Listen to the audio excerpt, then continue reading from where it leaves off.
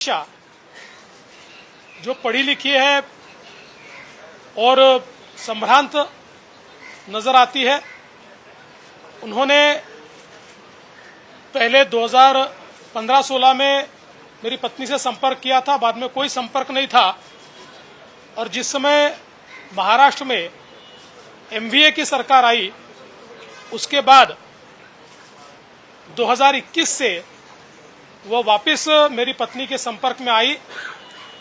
उस समय उन्होंने ये बताया कि मैं ड्रेस डिजाइनर हूँ, मैं ड्रेस डिजाइन करती हूँ, आप मेरे ड्रेसेस पहनिए। मैं आर्टिफिशियल ज्वेलरी का काम करती हूँ। और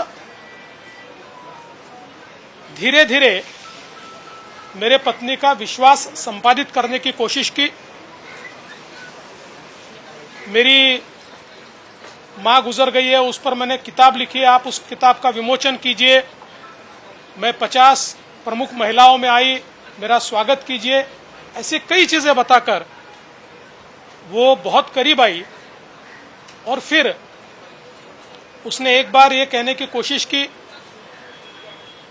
कि मेरे जो पिताजी है वो पुलिस को इन्फॉर्म करते थे, बुकीज को पकड़ कर देते थे और उसके बदले में पैसा मिलता था, और ये काम में आप मुझे मदद कीजिए। और ये बोलना उसने शुरू किया। जैसे सरकार बदली और हमारी सरकार आई, उस समय ये बोलना शुरू किया, तो मेरी पत्नी ने बहुत स्पष्ट रूप से कहा कि हमारा काम नहीं है। फिर उसने कहा मेरे पिता को फंसाया गया है, उनके ऊपर गलत केसेस लगाए गए हैं। तब मेरी पत्नी ने बहुत स्पष्ट शब्दों में कहा कि आपको अगर फंसाया गया तो आप एक निवेदन डीसीएम को दीजिए, वे उस पर देखेंगे। लेकिन धीरे धीरे ऐसा ध्यान में आया कि ये कुछ गलत काम कर रही है, और फिर उसने एक दिन ये कहा कि मेरे पिताजी को छुड़ाने के लिए हम 1 करोड़ रुपया लेने को तैयार है। और उसके बाद कई बातें और कही, और मेरी पत्नी ने उसके बाद उसको ब्लॉक किया। ब्लॉक करने के 2 दिनों बाद, यानी मोबाइल पर ब्लॉक किया। ब्लॉक करने के 2 दिन बाद एक अननोन नंबर से कुछ मैसेजेस और कुछ वीडियोस आए, और उसके बाद उसमें जिन्होंने भेजे थे वो अनिल जयसिंघानी थे कि आपने मेरी बेटी को ब्लॉक किया है, आप अनब्लॉक कीजिए, हमको हमारी सारी केसेस वापस ले लीजिए। और कुछ और डिमांड्स की गई, ये करिए, नहीं तो ये जो वीडियो है हम सार्वजनिक करेंगे। अब ये वीडियो क्या है, तो इसमें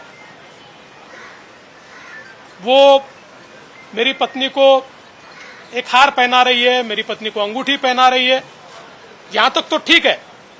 लेकिन 2 वीडियो ऐसे तैयार किए हैं कि जिसमें एक वीडियो में वो बाहर कहीं पर एक बैग में पैसे भर रही है, और बाद में उसी प्रकार की बैग वो मेरे घर में काम करने वाली महिला को दे रही है। और फिर उसने कहा कि मैंने पैसा दिया है। जैसे ही ये सारे वीडियोस आए, तुरंत मैंने एफआईआर करवाई, और एफआईआर करवा के ये सारे वीडियो फॉरेंसिक जांच को भेज दिए।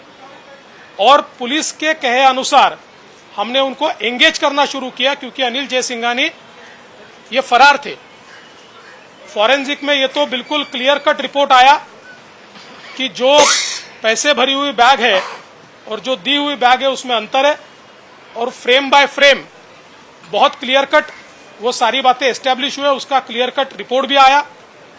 लेकिन फिर भी हम उनको एंगेज कर रहे थे, और जब एंगेज कर रहे थे ऐसे समय इतनी सारी बातें रिकॉर्ड पर आई है। कई नेताओं के नाम आए हैं, कुछ अधिकारियों के नाम आए हैं, और ऐसा मानना है कि शायद एमवीए की सरकार में अपनी केसेस वापस लेने के लिए इस कॉन्स्पिरेसी की शुरुआत उन्होंने की थी। और सरकार बदल गई, तब उनके ध्यान में आया कि अब ब्लैकमेल करके हम अपनी केसेस वापस ले सकते हैं।